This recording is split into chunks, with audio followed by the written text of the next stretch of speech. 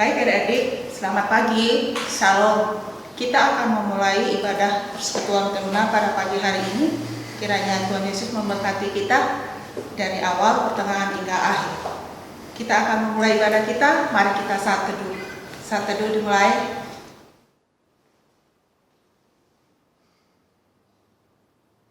Saat teduh selesai, mari kita bernyanyi Mars Pelkat PT.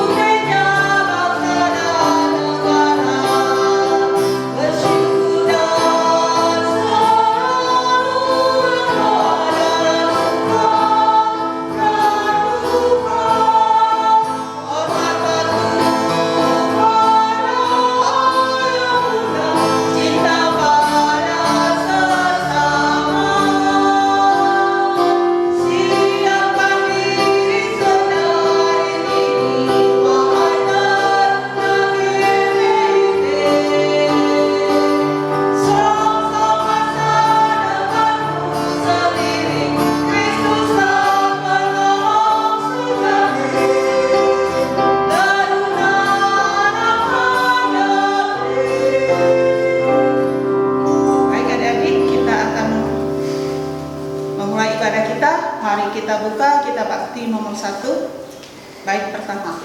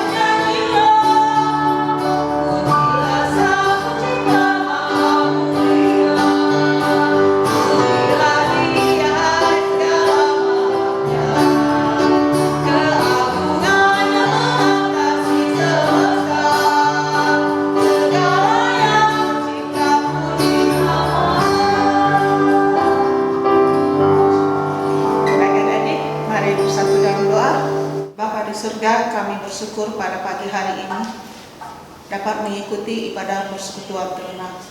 Kiranya Engkau mengasihi kami, berkati kami, agar kami di pagi hari ini dapat mendengar firman-Mu dengan baik. Kiranya Tuhan juga memberkati hamba-Mu yang akan melayani pada pagi hari ini. Kasih-Mu selalu bersamanya, dan berikanlah hikmat agar dia dapat melayani kami dengan baik, dan firman yang akan kami dengar dapat kami lakukan di dalam kehidupan kami sehari-hari. Terima kasih ya Bapa. Dari awal, pertengahan hingga akhir ibadah ini kami serahkan ke tangan pengasihan-Mu. Melalui nama Yesus Kristus, Tuhan dan Juru Selamat kami hidup. Amin. Baik adik, pada pagi hari ini kita akan membaca Mazmur pujian, yaitu yang terambil dari Mazmur 111 ayat 1 dan 10. Kita baca silih ganti. Kebajikan Allah, haleluya. Aku mau bersyukur kepada Tuhan dengan segenap hati. Dalam lingkungan orang yang benar dan dalam jemaah. Besar perbuatan-perbuatan Tuhan. Layak diselidiki oleh semua orang yang menyukainya. Agung dan bersemarak pekerjaannya. Dan kehadirannya tetap untuk selamanya. Perbuatan-perbuatannya yang ajaib dijadikannya peringatan. Tuhan itu pengasih dan penyayang. Diberikannya rezeki kepada orang-orang yang takut akan Dia. Dia ingat untuk selama-lamanya akan perjanjiannya. Kekuatan perbuatannya diberitakannya kepada umatnya. Dengan memberikan kepada mereka milik pusaka bangsa-bangsa. Perbuatan tangannya ialah kebenaran dan keadilan, Segala titahnya teguh, kokoh untuk seterusnya dan selamanya. dilakukan dalam kebenaran dan kejujuran. Dikirimnya kebebasan kepada umatnya. Diperintahkannya supaya perjanjiannya itu untuk selama-lamanya. Namanya kudus dan dahsyat. Permulaan hikmat adalah takut akan Tuhan. Semua orang yang melakukannya berakal budi yang baik. Puji-pujian kepadanya tetap untuk selamanya. Baik adik-adik, untuk mengaminkan Mazmur pujian kita buka Gita Bakti 68 bait pertama.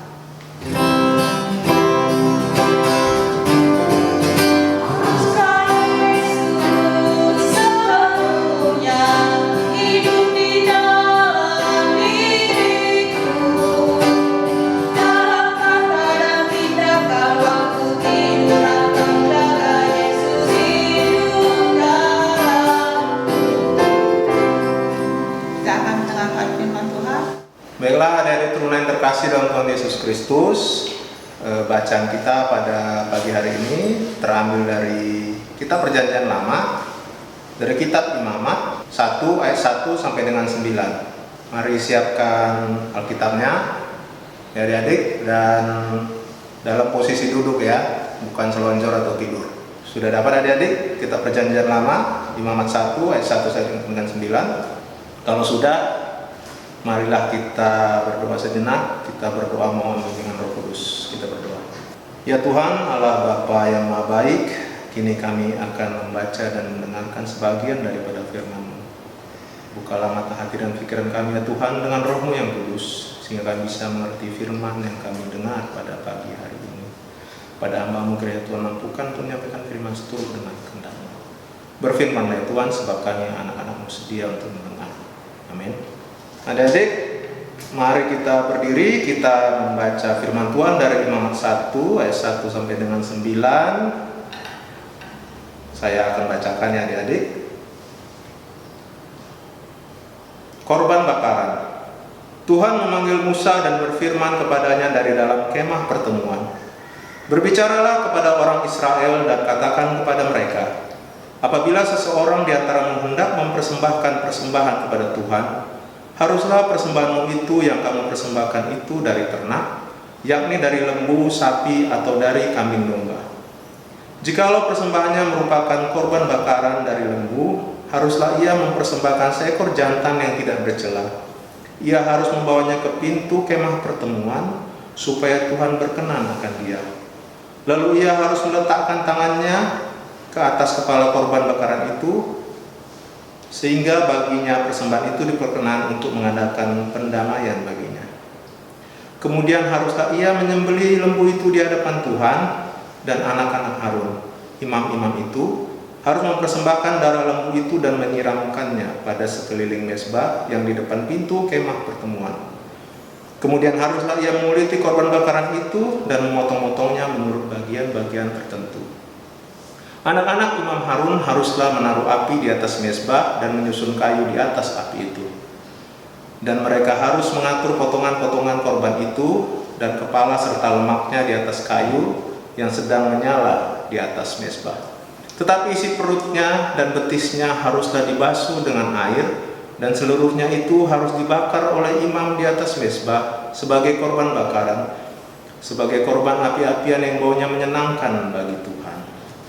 Demikian firman Tuhan, terpujilah Kristus, haleluya. Haleluya, haleluya, haleluya.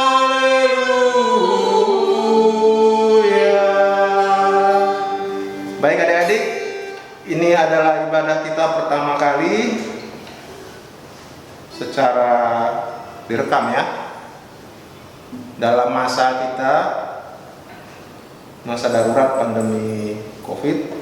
Kiranya adik-adik tetap setia untuk beribadah. Adik-adik, kitab Imamat ini merupakan kitab Perjanjian Lama yang isinya banyak berbicara tentang berbagai macam aturan yang harus dilaksanakan oleh umat Israel. Kita ingat bahwa ini dilaksanakan pada waktu bangsa Israel masih dalam perjalanan menuju ke tanah perjanjian, yaitu tanah Kanaan. sehingga mereka hidup berpindah-pindah dan juga melakukan perjalanan yang cukup lama. Jadi oleh Musa dan atas bimbingan Tuhan dibuatlah aturan-aturan tentang berbagai hal. Seperti adik-adik tahu bahwa bangsa Israel sama seperti kita juga banyak melakukan kesalahan yang memurkakan hati Tuhan, sehingga dibuatlah aturan tentang korban-korban persembahan, ya. Jadi kitab Imamat ini menceritakan berbagai aturan sebagai tuntunan beribadah umat Israel, khususnya tentang korban persembahan. Ada beberapa macam ya adik-adik korban persembahan, contohnya korban sajian, korban pendamaian, korban pengampunan dosa, dan korban penebus salah. Dan ini berlaku kepada seluruh umat Israel, tidak memandang apakah dia seorang kaya atau miskin, harus dilaksanakan. Nah, jadi adik-adik dalam ritual pemberian korban persembahan ini sejak awal sudah diingatkan di ayat 2 kalau kita lihat, haruslah persembahanmu yang kamu persembahkan itu dari ternak, yakni dari lembu, sapi, atau dari kambing domba. Juga di ayat 3 dikatakan, haruslah seekor jantan yang tidak bercela. Nah, sesuai dengan dikatakan di ayat 2 dan 3, haruslah yang tidak bercacat, ya, tidak bercela, untuk dibawa ke pintu kemah pertemuan. Nah, di ayat selanjutnya kita bisa melihat tata cara bagaimana menyembelihnya, bagaimana menyampaikannya, dan bagaimana para imam melaksanakan korban bakaran itu. Kenapa bangsa Israel harus mengikuti tata cara pemberian persembahan ini? Adik-adik, seperti Bung terangkan tadi di awal, bahwa bangsa Israel apabila ada persoalan ataupun ada kesalahan yang dilakukan harus memberikan korban persembahan. Tujuannya adalah sebagai sarana untuk pendamaian dengan Tuhan, dan yang terutama untuk menyenangkan hati Tuhan. Kita lihat ayat 9 ya. Sebagai korban api-apian yang baunya menyenangkan bagi Tuhan. Jadi, ngomong sekali lagi, tujuan persembahan korban bakaran bagi umat Israel saat itu adalah sebagai usaha pendamaian dengan Allah dan untuk menyenangkan hatinya. Nah, ini adik-adik, untuk keadaan kita pada saat sekarang ini, ya, kita sudah terbiasa di gereja setiap minggu memberikan persembahan.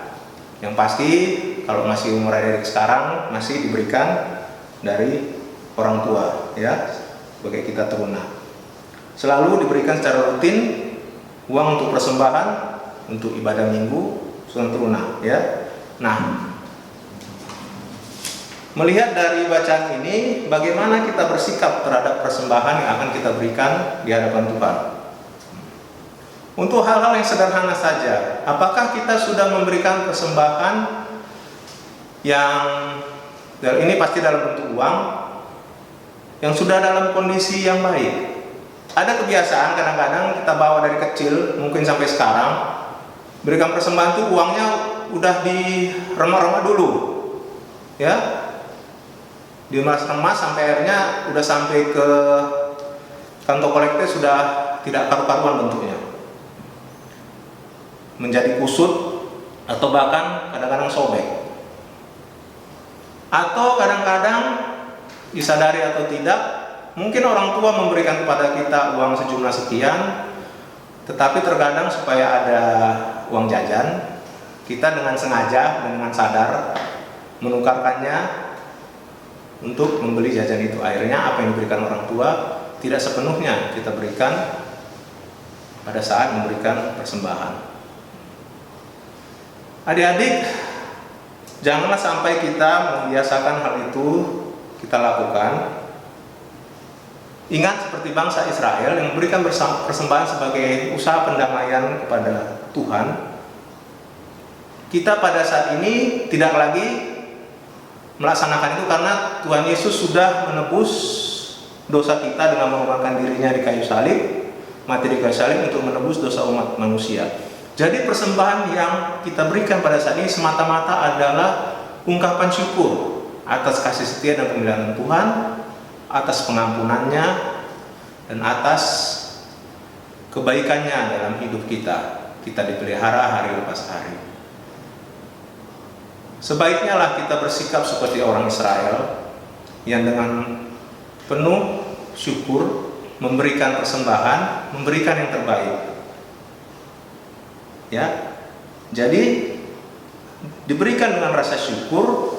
Kalau kita tidak bersyukur, kita pasti akan berat memberikan itu. Kalau kita sudah ada rasa syukur, itu akan membantu kita untuk jujur memberikannya. Jadi dari awal, dari rumah kita bersiapkan, kita sudah memberi, sudah tidak ada kita potong-potong untuk hal yang lain-lain yang tidak perlu. Ya, tidak dikurangi. Apa yang diberikan orang tua itulah yang kita berikan. Dan diingat juga, jangan juga terbeban untuk memberi karena merasa tidak memberi banyak. Tidak. Kita memberikan persembahan, Tuhan tidak menilai berapa banyak yang kita berikan.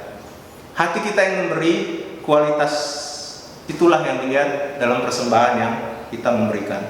Kalau kita memberi dengan penuh syukur, tulus dan jujur, dan kita juga berikan uang persembahan dalam kondisi baik, ya, dalam kondisi yang rapi, seperti contohkan bangsa Israel memberikan korban persembahan yang tidak bercacat dan sehat, kita juga bisa memberikannya dengan cara yang baik, ya.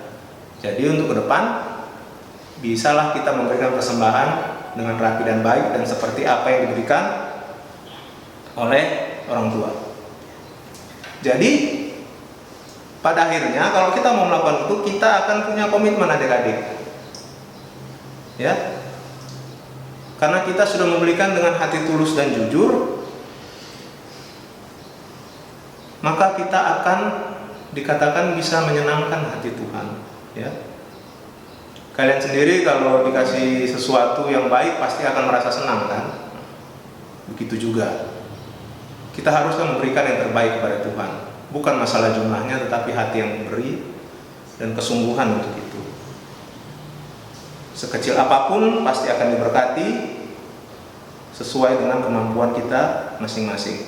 Nah adik-adik, pada saat sekarang ini dalam masa pandemi corona ini, virus corona, sudah jelas kita tidak bisa pergi ke gereja, kita tidak bisa berkumpul, ya, karena ada aturan dan larangan untuk tidak berkumpul, ya, untuk mencegah penyebaran virus.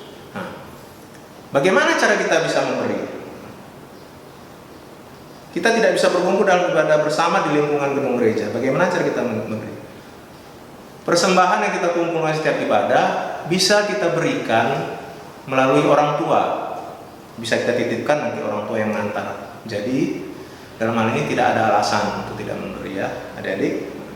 Bisa disampaikan ke kantor gereja kapan ada waktu. Adik-adik, biarlah kiranya semua persembahan yang kita berikan, berapapun itu, kita berikan dengan hati yang tulus dan jujur sebagai ungkapan syukur kepada kebaikan Tuhan dalam hidup kita. Di dalam masa-masa pada saat ini, biar kita tetap berpegang pada firman Tuhan dan tidak meninggalkan perintah-perintahnya. Inilah renungan yang bisa Bung sampaikan pada pagi hari ini. Ingatlah, walaupun tidak beribadah di gereja, kita harus tetap beribadah di rumah bersama dengan orang tua, ya, bersama dengan keluarga, dan tidak lupa juga tetap menjaga kesehatan. Demikianlah firman Tuhan, terpujilah Kristus. Amin. Baik adik-adik, untuk mengaminkan firman Tuhan yang disampaikan Bunda Dani, kita bernyanyi Gita Bakti 68 bait yang kedua.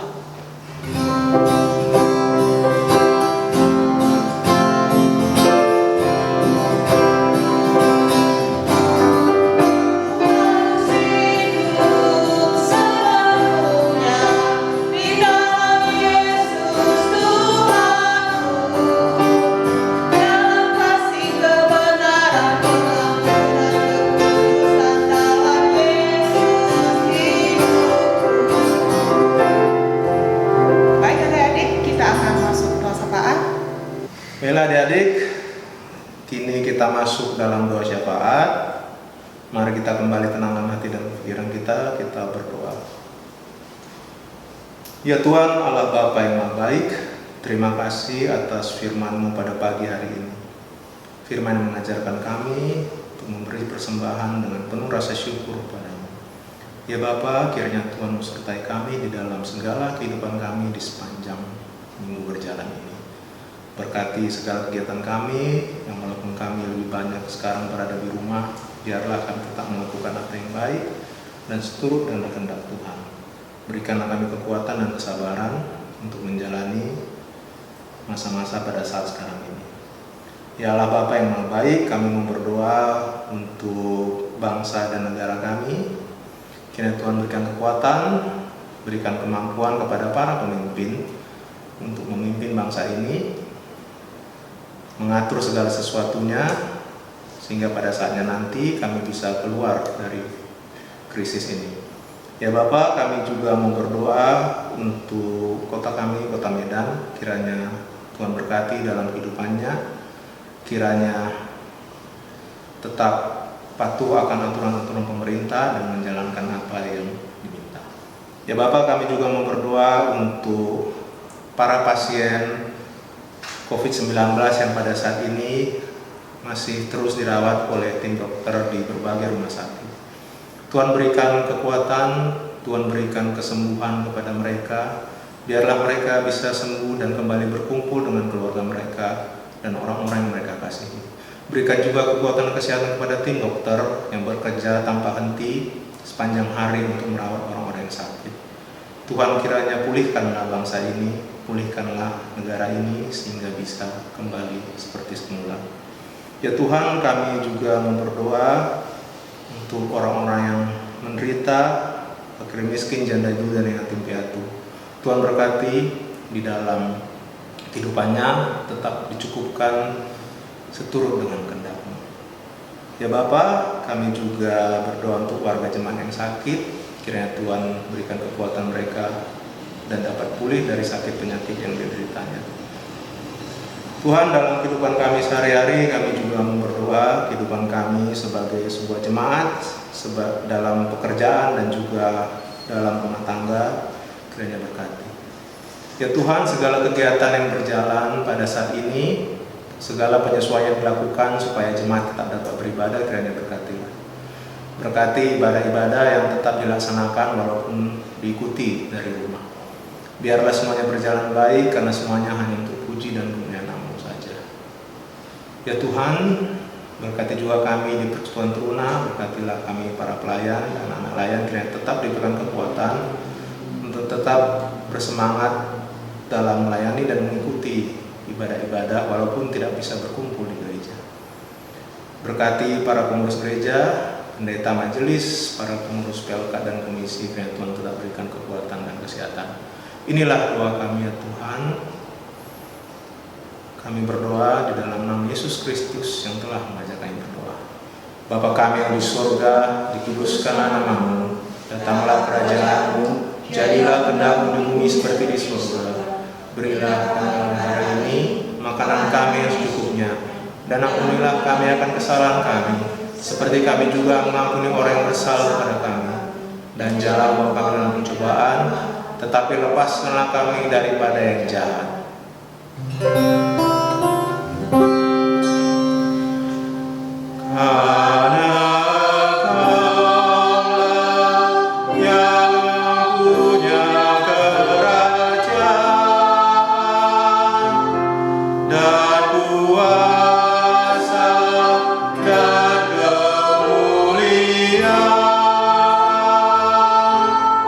Sampai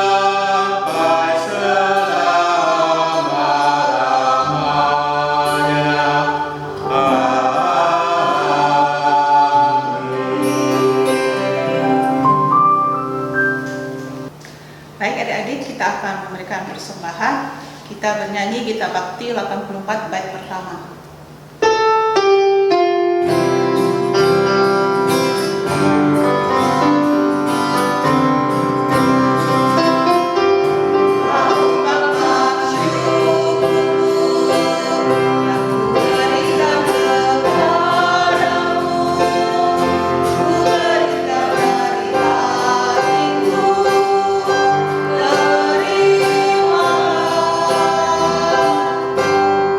Semangat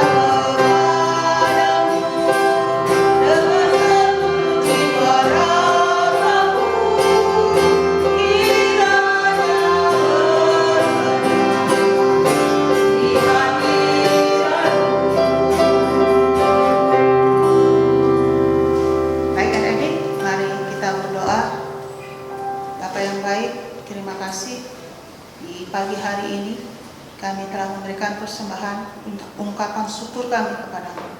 Kiranya berkenanlah kepada persembahan ini, agar persembahan ini dapat memuliakan nama-Mu. Terima kasih ya Bapa, inilah doa kami melalui anak-Mu Yesus Kristus, Tuhan dan Juru Selamat kami hidup. Amin. Baik adik-adik, mengakhiri ibadah kita bernyanyi Gita Bakti 214 bait pertama.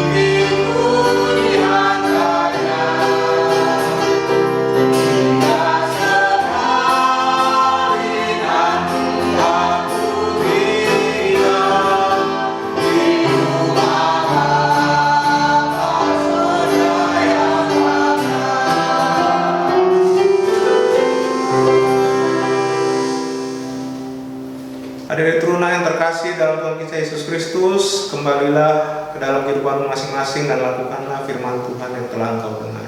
Sekarang marilah kita terima berkat Tuhan. Arahkanlah hati dan pikiranmu kepada Tuhan dan terimalah berkat-Nya. Tuhan memberkati engkau dan melindungi engkau. Tuhan menyinari engkau dengan wajah-Nya dan memberi engkau kasih karunia. Tuhan menghadapkan wajah-Nya kepadamu dan memberi engkau damai sejahtera.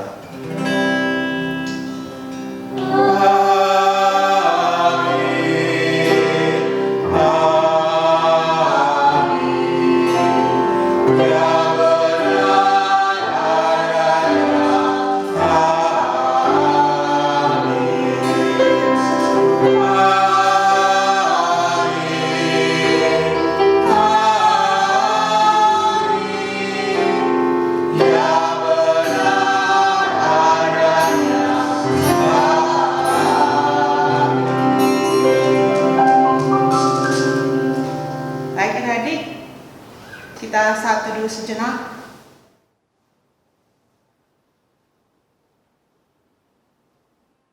Saat teduh selesai, selamat hari Minggu. Shalom. Shalom.